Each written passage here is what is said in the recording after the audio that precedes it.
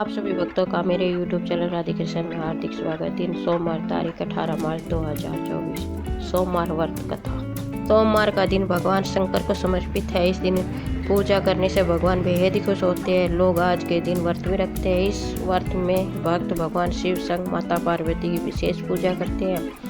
भोलेनाथ की पूजा अर्चना के दौरान व्रत कथा सुनकर लोग अपनी मनोकामनाएं शिव और माँ पार्वती के सामने रखते हैं, जिससे उनकी सभी मनोकामनाएं पूर्ण होती हैं। एक समय की बात है, किसी नगर में एक साहूकार रहता था।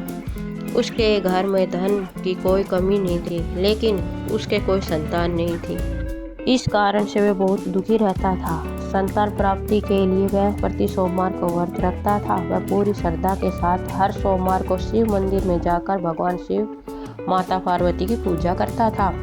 उसकी भक्ति से माँ पार्वती एक दिन प्रसन्न हो गई। माता पार्वती ने भगवान शिव से उस साहूकार की मनोकामना पूर्ण करने का अनुग्रह किया। इस पर भगवान शिव ने कहा, हे पार्वती, इस संसार में हर प्राणी को उसके कर्मों का फल अवश्य ही मिलता है। जिसके भाग्य में जो हो उसे भोगना ही पड़ता है। लेकिन माता पार्वती ने साहूकार की भक्ति का मान रखने के लिए भगवान शिव से एक बार फिर इच्छा जताई। शिव जी ने माता पार्वती के आग्रह पर साहूकार को पुत्र प्राप्ति का वरदान दे दिया। साथ ही यह भी कहा कि उसके बालक की आयु केवल 12 वर्ष की ही होगी। साहूकार माता पार्वती और भगवान शिव की बातचीत को सुन रहा था। उसे भगवान के इस बात से ना तो खुशी हुई ना ही दुख हुआ। वह हमेशा की तरह शिव जी की पूजा करता रहा। कुछ समय बीत जाने के बाद साहूकार के घर में एक पुत्र का जन्म हुआ। जब उस बालक की उम्र 11 वर्ष की हुई तो उसे पढ़ाई के लिए काशी भेज दिया गया। साहूकार ने पुत्र के मामा को बहुत सारा धन देकर उसे काशी विद्या प्राप्ति के लिए जाने को कहा। साथ ही मार्ग में यज्ञ कराते हुए जाने का आश्वासन दिया। साथ ही यज्ञ स्थल पर ब्राह्मणों को भोजन कराने और दक्षिणा देने को भी कहा। दोनों मामा भांजे साहूकार के निर्देश अनुसार यज्ञ कराते और ब्राह्मणों को दान दक्षिणा देते काशी की ओर चल पड़े। रात में एक नगर पड़ा जहां किसी राजा की कन्या का विवाह हो रहा था।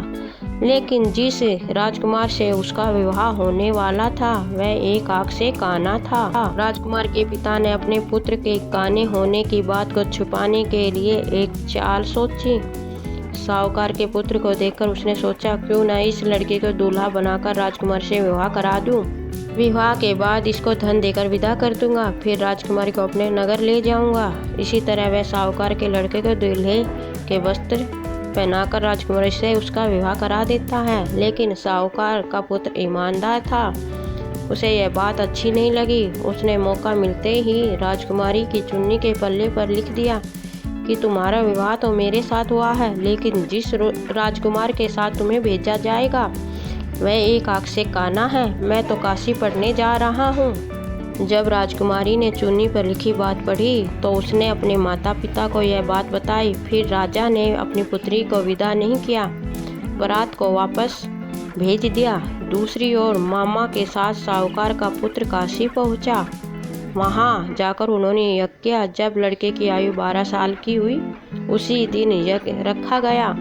लड़के ने इस दौरान अपने मामा से कहा, मेरी तबीयत कुछ ठीक नहीं लग रही। मामा ने उसे अंदर जाकर सोने को कहा। शिव जी के वरदान के अनुसार कुछ ही देर में उस बालक के प्राण निकल गए। भांजे को मरा देखकर उसके मामा ने विलाप शुरू कर दिया। संयोगवश उसी समय शिवजी और माता पार्वती उधर से गुजर रहे थे। पार्वती ने भगवान से कहा, स्वामी, मुझे इसके रोने के स्वर सहन नहीं हो रहे हैं। कृपया करके आप इस व्यक्ति के कष्ट को दूर करें। जब शिवजी उस मरे हुए बालक के पास गए तो बोले कि यह तो वही साहूकार का पुत्र है जिसे मैंने 12 वर्ष की आयु का वरदान दिया था।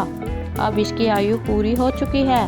लेकिन मातृ भाव से विभोर माता पार्वती ने कहा कि हे महादेव, कृपया करके इस बालक को और आयु देने की अन्यथा इसके वियोग में तड़प तड़प कर इसके माता पिता भी मर जाएंगे। माता पार्वती के इतने आग्रह पर भगवान शिव ने बालक को जीवित होने का वरदान दिया। शिव जी की कृपा से उस लड़के का पुण्य जन्म हुआ। इस तरह शिक्षा समाप्त कर लड़का मामा के साथ अपने नगर की ओर वापस निकल पड़ा। दोनों साथ चलते हुए उसी नगर में पहुंचे जहां लड़के का विवाह हुआ था। राजा ने लड़के को वहां पहुंचते ही पहचान लिया। फिर महल में ले जाकर उसकी खूब खातिरदारी की और अपनी पुत्री को विदा किया। इधर भूखे प्यासे रहकर साहूकार और उसकी पत्नी अपने बेटे की प्रतीक्षा कर रहे थे। उन्होंने अपने बेटे की मृत्यु का समाचार मिलने पर स्वयं प्राण त्याग देने का प्रण रखा था, परंतु अपने बेटे को जीवित होने का समाचार पाकर वे बहुत ही खुश हुए। उसी रात भगवान शिव ने साहूकार के सपने में आकर कहा, हे सेठ जी, मैंने तेरे सोमवार के व्रत करने और व्रत कथा सुनने से प्रसन्न होकर तेरे पुत्र की लंबी आयु का वरदान दिया है। जैसे साहूकार की इच्छा शिव ने पूरी की, वैसे ही व्रत करने वाले, कथा सुनने वाले और पढ़ने वाले सभी भक्तों की सभी मनोकामना पूर्ण करें। जय शिव शंकर भोलेनाथ, जय माता पार्वती। वार्ते ओम जय शिव ओमकारा, प्रभु हरि शिव ओमकारा, ब्रह्मा विष्णु सदा शिव अर्धांगी की धारा। ओम जय शिव ओमकारा, एकानंद चतुरानंद पंचानन राजे, हने शासन गरुड़ासन विश्व वाहने साजे। ओम जय शिव ओमकारा, प्रभु हरि शिव ओमकारा, दो भुज चार चतुर्भुज दस भुज अति सोहे, त्रिगुण रूप निरखते हैं त्रिभुवन जन मोहे। ओम जय शिव ओमकारा, प्रभु हरि शिव ओमकारा, अक्षय माला हवन माला रुड माला धारी, चंदन मृग मद सोहे बाले शशिधारी। ओम जय शिव ओमकारा, प्रभु हरि शिव ओमकारा, श्वेतांबर पीतांबर बाघांबर अंगे, सनकादिक गरुड़ादिक भूतादिक संगे। ओम जय शिव ओमकारा, प्रभु हरि शिव ओमकारा, करके मद कमंडलू चक्र त्रिशूल धरता, जग करता जग भरता जग संहार करता।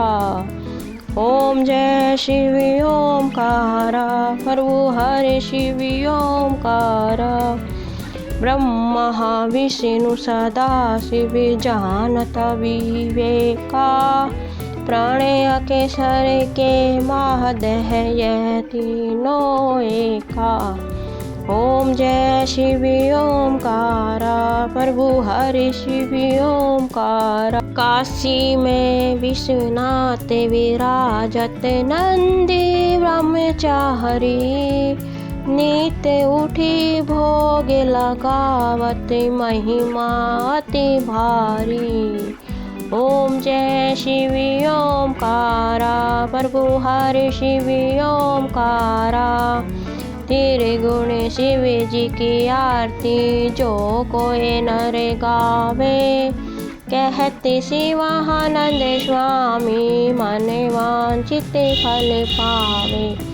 ओम जय शिव ओमकारा, प्रभु हरि शिव ओमकारा, ब्रह्मा विष्णु सदा शिव अर्धांगी की धारा, स्वामी अर्धांगी की धारा।